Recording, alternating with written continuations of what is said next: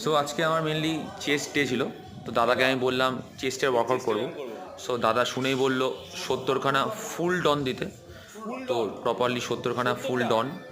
তো 70খানা ফুল ডাউন মানে একটা ওল্ড স্কুল একটা ব্যায়াম, যেটা শুনে আমার শুনে খুব হ্যাকটিক লাগলো। এটা অ্যাকচুয়ালি খুব একটা হ্যাকটিক এক্সারসাইজ। যাই হোক, চেষ্টা করা যাক কী হয়। তো এটা আমাদের সেই ওল্ড স্কুল এক্সারসাইজ বলতে পারো, যেটা আমাদের বাবা দাদারা করে আসতো, যেটার মাধ্যমে খুব সুন্দরভাবে চেস্টের ওয়ার্কআউট হয়। নট অনলি চেস্ট, একসাথে আমাদের ডেল্টয়েড, ট্রাইসেপ, বাইসেপ সবগুলো একসাথে খুব সহজে পাম্প খেয়ে যায়।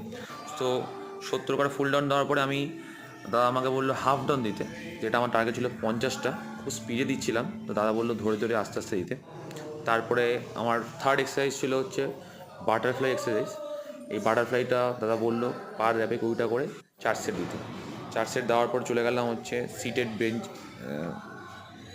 বেঞ্চ প্রেস 16টা করে 3টে দিয়ে আজকে আমার চেস্ট ওয়ার্কআউট